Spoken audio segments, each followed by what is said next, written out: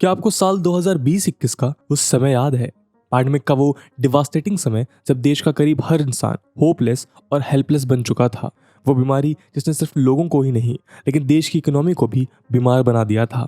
क्या आपने कभी सोचा है कि ऐसे समय में जब गुड्स का ट्रेड बिल्कुल रुक चुका था, सारे देश अपने बॉर्डर्स को बंद करके प्रोटेक्शनिस्ट पॉलिसीज अपना रहे थे और सारी इंडस्ट्रीज सिर्फ किसी अच्छी खबर के इंतजार में थी, तब हमारे देश को सपोर्ट करने का काम किस इंडस्ट्री ने किया? ये काम हमारी सॉफ्टवेयर इंडस्ट्री ने किया, जिसने बड़े बड़े वादों से नहीं बल्कि आउटस्टैंडिंग परफॉर्मेंस से देश की इकोनॉमी को ज़रूरत के समय में स्टेबिलिटी दी। हमारे प्राइम मिनिस्टर ने साल 2024-25 तक इंडिया की इकोनॉमी को $5 ट्रिलियन तक ले जाने का एक विजनरी सपना देखा है। अगर हम इस पाथ ब्रेकिंग गोल को अचीव कर लेते हैं तो हम यूएस और चाइना के बाद वर्ल्ड की 3rd लार्जेस्ट इकोनॉमी बन जाएंगे। क्या आप इसका मतलब जानते हैं?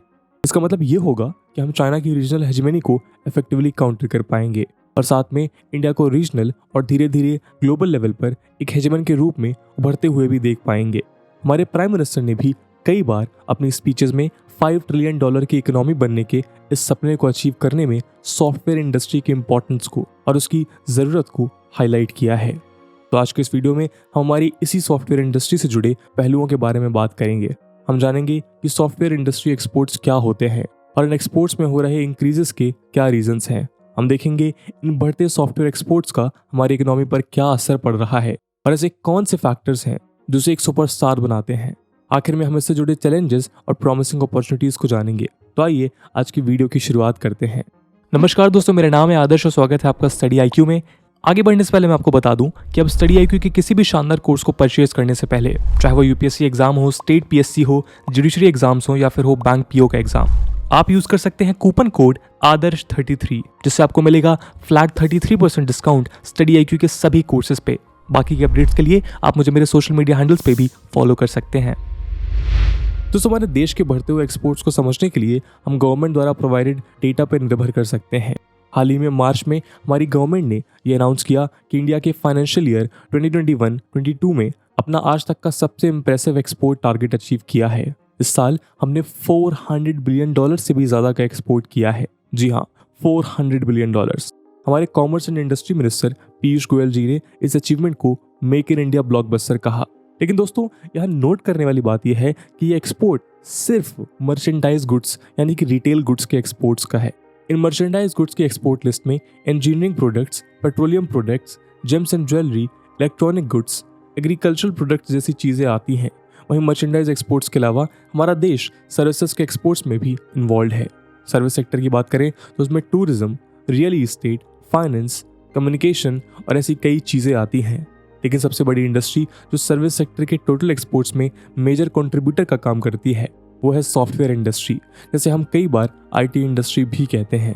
टोटल एक्सपोर्ट्स में सॉफ्टवेयर इंडस्ट्री के कंट्रीब्यूशन को समझने से पहले हमारा ये समझना ज़रूरी है कि सॉफ्टवेयर इंडस्ट्री के एक्सपोर्ट्स में क्या क्या कंसीडर होता है। दोस्तों, हम सॉफ्टवेयर एक्सपोर्ट्स को कंप्यूटर सर्विसेज और आईटी सर्विसेज में डिवाइड कर सकते हैं। कंप्यूटर सर्विसेज में टेक्निकल प्रोसेसिंग से जुड़े फीचर्स जैसे कंप्यूटर प्रोग्रामिंग, हार्डवेयर कॉन्फ़िगरेशन और ऑपरेटिंग सिस्टम हैंडलिंग जैसी कई चीज़ें इंक्लूड होती हैं। वहीं आईटी रिलेटेड सर्विसेज में नई उभरती technologies, cloud computing, database management और ऐसी कई सॉफ्टवेयर सर्विसेज की गिनती होती है। इन सॉफ्टवेयर सर्विस एक्सपोर्ट्स में सबसे ज़्यादा कंट्रीब्यूशन जनरली बीपीओ यानी बिजनेस प्रोसेस आउटसोर्सिंग का रहता है। बीपीओ के जरिए कंपनीज अपनी आईटी सेक्टर से रिलेटेड सर्विसेज को मैनेज करने का काम किसी और कंपनी या ऑर्गेनाइजेशन को सौंप देती है। फाइनेंशियल ईयर 2020-21 में इंडिया ने टोटल $148.3 बिलियन के सॉफ्टवेयर एक्सपोर्ट्स किए थे और एक्सपर्ट्स के अनुसार फाइनेंशियल ईयर 2021-22 का इन्हीं टोटल सॉफ्टवेयर एक्सपोर्ट्स का आंकड़ा $250 बिलियन तक पहुंच सकता है। सर्विस एक्सपोर्ट्स के शानदार परफॉर्मेंस में सॉफ्टवेयर इंडस्ट्री का एक मेजर योगदान हमेशा रहा है। ये नंबर्स देखने के बाद हमारे मन में ये सवाल आ सकता है कि सॉफ्टवेयर इंडस्ट्री के इतने इंप्रेसिव एक्सपोर्ट्स में इंक्रीज के रीजंस क्या हैं। चलिए जानते हैं। दोस्तों, इंडिया के कई इकोनॉमिक क्रिटिक्स का मानना है कि कोविड के बाद एक्सपोर्ट्स का बदलना ऑब्वियस था, और सबसे इंटरेस्टिंग बात यह है कि हमारे IT exports pre pandemic level से भी आगे जा चुके हैं। फाइनेंशियल ईयर 2021 में जब कोविड ने सबसे ज़्यादा क्राइसिस जनरेट की थी, तब इंडिया ने पिछले साल के मुकाबले सॉफ्टवेयर सर्विस एक्सपोर्ट्स में 4% की ग्रोथ देखी। इस साल के इकोनॉमिक सर्वे के मुताबिक लास्ट ईयर अप्रैल से दिसंबर के बीच आईटी सेक्टर की वजह से इंडिया के टोटल सर्विस सेक्टर एक्सपोर्ट्स में 18.4% की बढ़ोतरी हुई थी।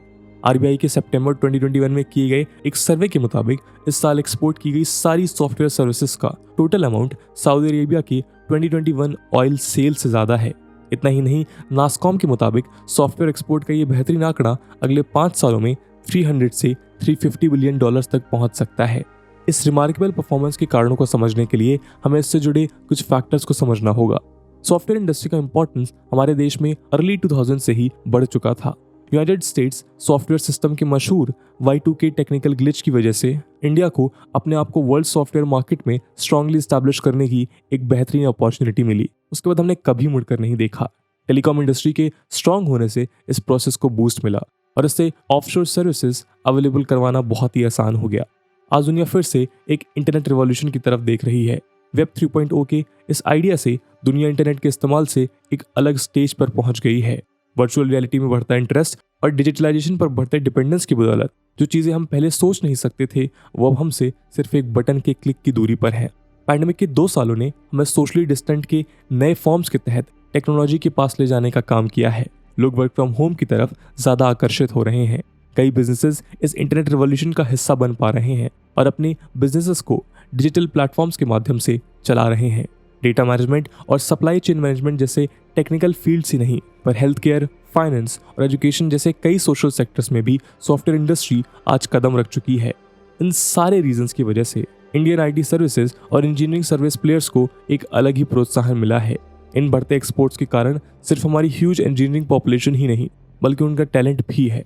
दोस्तों, आप सबको पता होगा कि इंडिया से ज़्यादातर आईटी एक्सपोर्ट्स आउटसोर्सिंग के तहत अचीव होते हैं। वेस्टर्न कंपनीज के लिए इंडिया में वर्कफोर्स हायर करते हुए अपनी नीड पूरी करना काफ़ी कॉस्ट इफेक्टिव रहता है। हम इस फिनोमिनन को चाइना के 1980s के इंडस्ट्रियलाइजेशन के दौर से समझ सकते हैं, जब चाइना ने दूसरे मैन्युफैक्चरिंग इंसेंटिव्स के अलावा चीप लेबर का लेवरेज उठाकर दुनिया भर की कंपनीज को चाइना में मैन्युफैक्चरिंग प्लांट्स खोलने के लिए अट्रैक्ट किया था। ठीक इसी तरह आज इंडिया में दुनिया भर की आईटी कंपनीज एक लो कॉस्ट बट एफिशिएंट और हार्ड वर्किंग वर्कफोर्स की तरफ देखती हैं, जिनके टैलेंट और पोटेंशियल को यूज कर वेस्टर्न कंट्रीज से कंपेयर्ड सेम वर्क लो इनपुट कॉस्ट पे अचीव करना पॉसिबल है। आईटी सर्विसेज का यही लो इनपुट कॉस्ट कंपनीज को अपने प्रोडक्ट्स कम से कम प्राइसेस में मार्केट में लॉन्च करने के लिए कैपेबल बनाते हैं। इन्हीं कारणों से आज हमारे देश के आईटी सेक्टर में सिर्फ बड़ी बड़ी एमएनसीज ही नहीं बल्कि एमएसएमईज और स्टार्टअप्स भी इस ग्रोथ में अपना कंट्रीब्यूशन दे पा रहे हैं। तो दोस्तों, ये रही आईटी एक्सपोर्ट्स के बढ़ने का कारण।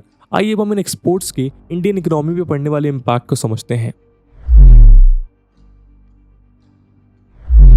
इंटरनेशनल लेबर ऑर्गेनाइजेशन के मुताबिक इंडिया की इकोनॉमी में अराउंड 53% जितना gross value addition service sector की वजह से होता है। यही रीज़न है कि आज हमारी ही एक software company Tata consultancy services world की टॉप 10 आईटी कंपनीज में अपनी जगह बना पाई है। ब्रांड फाइनेंस के हिसाब से TCS आज वर्ल्ड की second most valuable IT companies brand है। आज हमारी सॉफ्टवेयर इंडस्ट्री सिर्फ एक एक्सपोर्टर सुपरस्टार नहीं है बल्कि एक रिक्रूटर सुपरस्टार भी है।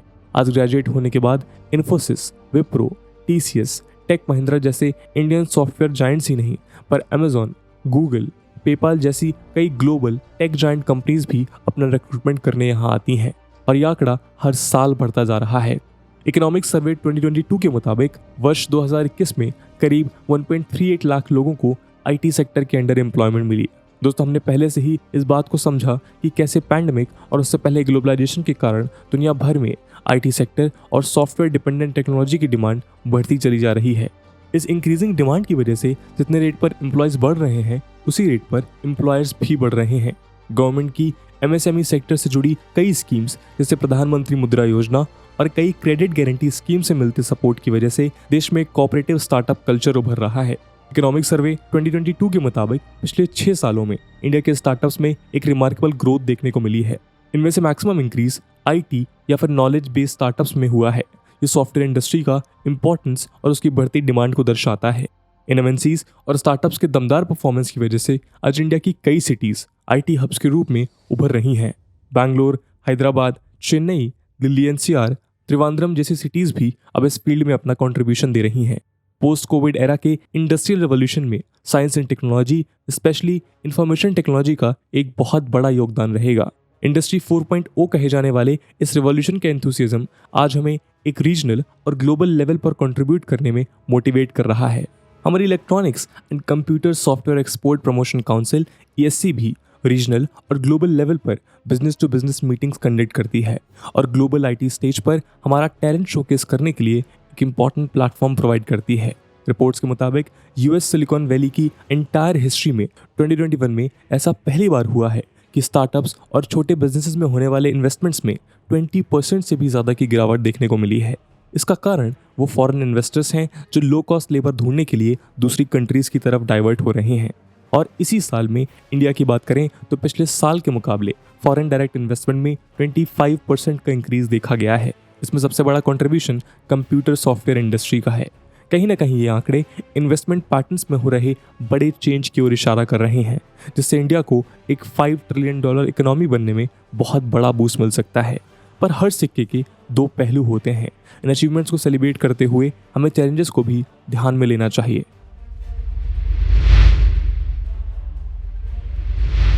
हमारे सॉफ्टवेयर इंडस्ट्री के काफ़ी सारे क्लाइंट्स फॉरेन कंट्रीज़ को बिलोंग करते हैं। किसी दूसरे देश में हो रहे इकोनॉमिक स्लोडाउन की वजह से अगर वहाँ के क्लाइंट्स अपने इंटरेस्ट बदल लेते हैं तो इससे हमारे सॉफ्टवेयर इंडस्ट्री को भारी नुकसान झेलना पड़ सकता है। हमारे देश के डेटा प्रोटेक्शन और डेटा प्राइवेसी रूल्स इतने वेल डिफाइंड नहीं हैं। इसकी वजह से हम जैसे जैसे और डिजिटलाइज होंगे हमें और चैलेंजेस फेस करने होंगे। फिशिंग अटैक से पर्सनल डेटा का लीक होना, ऑनलाइन फाइनेंशियल स्कैम से पैसों की खुलेआम चोरी होना और सोशल मीडिया का गलत इस्तेमाल होने से मेंटल और सेक्सुअल हैरेसमेंट के इंसिडेंट्स का बढ़ जाना आज नॉर्मल हो गया है। कुछ महीनों पहले हमारे पूर्व chief of defence staff general Bipin Rawat ji ने कहा था कि सिर्फ पैंडेमिक के दौरान साइबर क्राइम्स में टोटल 500% का इंक्रीज देखा गया है। अगर इन सभी पॉइंट्स पर हम गौर करें तो हमारे मन में ये सवाल आ सकता है कि क्या हमारी सॉफ्टवेयर इंडस्ट्री इन चैलेंजेस को पार कर पाएगी? क्या ये ग्रोथ सिर्फ पैंडेमिक के सोशल डिस्टेंसिंग वाले फेज तक ही सीमित थी? लेकिन इन इश्यूज के बावजूद ग्लोबल कंसल्टेंसी फर्म गार्टनर के हिसाब से 2022-23 के फाइनेंशियल ईयर में IT सर्विसेज पर वर्ल्ड वाइड स्पेंडिंग करीब $4.5 ट्रिलियन तक पहुंच सकती है।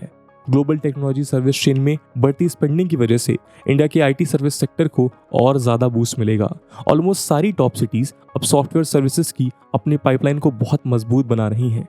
आज बैंगलोर को एशिया की उभरती सिलिकॉन वैली का दर्जा ऐसे ही नहीं दिया गया। इसका एक बहुत बड़ा रीज़न है गवर्नमेंट का एनकरेजमेंट। आज सारे शहर एक बहुत ही फास्ट स्पीड पर डिजिटलाइज हो रहे हैं। हैदराबाद, मुंबई, चेन्नई जैसी सिटीज़ भी IT हब्स के रूप में उभर रही हैं और इसका सीधा असर उस सिटी के और स्टेट के इकोनॉमिक प्रोग्रेस में दिखाई पड़ता है। सोशल मीडिया यूजेज बढ़ने से और पैंडेमिक के असर की वजह से डिजिटल स्ट्रक्चर्स आज और मजबूत हो चुके हैं। इन्हीं रीजंस की वजह से आज गवर्नमेंट IT सेक्टर को इतना मोटिवेट कर रही है और इंसेंटिव्स दे रही है। यही बढ़ती हुई डिमांड की इंपॉर्टेंस समझ के गवर्नमेंट ने स्किल इंडिया मिशन, प्रधानमंत्री कौशल विकास योजना जैसे कई स्किल डेवलपमेंट इनिशिएटिव्स लिए। अपने IT सेक्टर में बने इसी विश्वास की वजह से गवर्नमेंट ने अपने देश की स्टार सॉफ्टवेयर इंडस्ट्री के लिए इतना एम्बिशियस प्लान बनाया है। प्रपोज प्लान के हिसाब से गवर्नमेंट आने वाले 10 सालों में $1 ट्रिलियन की IT सर्विसेज को एक्सपोर्ट करने के रोड मैप तैयार कर रही है। आज हमारी गवर्नमेंट के डेटा प्रोटेक्शन बिल को पास करने के कांस्टेंट प्रयास से ये समझ आता है कि गवर्नमेंट भी टेक्नोलॉजी की प्रोग्रेस को अच्छे से वेलकम करना चाहती है। इस प्रोसेस को स्मूथ और एफिशिएंट बनाकर गवर्नमेंट हमारी सॉफ्टवेयर इंडस्ट्री को एक बेहतर और अट्रैक्टिव मार्केट प्लेस बनाना चाहती है। आज हम एक ऐसे समय में जी रहे हैं जहां मेजर बैटल्स अब सिर्फ वेपन से ही नहीं बल्कि टेक्नोलॉजी की मदद से लड़े जा रहे हैं। बड़ी बड़ी स्पेस और रडार टेक्नोलॉजीज, इलेक्ट्रॉनिक वॉरफेयर और साइबर वॉरफेयर से लेकर हेल्थ केयर, एजुकेशन और मैनेजमेंट जैसे सोशल सेक्टर्स भी धीरे धीरे टेक्नोलॉजी पर डिपेंडेंट हो रहे हैं।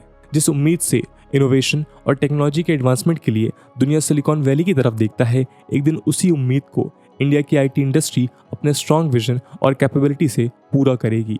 $5 ट्रिलियन की इकोनॉमी बनने के इस सफर में सॉफ्टवेयर इंडस्ट्री के कंट्रीब्यूशन को और बढ़ावा देने के लिए इससे बेहतर समय नहीं हो सकता।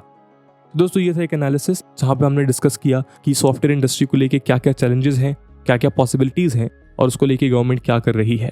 इस पूरे मुद्दे को लेकर आपका क्या ओपिनियन है, कमेंट सेक्शन में जरूर बताइएगा। इसके अलावा ये वीडियो UPSC मेंस एग्जामिनेशन के पर्सपेक्टिव से भी रिलेवेंट है और इस टॉपिक से रिलेटेड सवाल UPSC GS3 के इकोनॉमी सेक्शन में पूछे जा सकते हैं। इसलिए इस टॉपिक से रिलेटेड एक सवाल हम आपके लिए छोड़कर जाएंगे जिसे आप कमेंट सेक्शन में आंसर कर सकते हैं। And the question is that the post-COVID world order will witness India's economic growth on the basis of futuristic technologies. Discuss India's software industry developments in the context of this statement. And with that question my friends, that's it for the video. I hope आपको video पसंद आई होगी, और अगर पसंद आई है तो अपने दोस्तों के साथ शेयर करना मत भूलिएगा। हम मिलते हैं अगले वीडियो में, तब तक के लिए जय हिंद, जय भारत।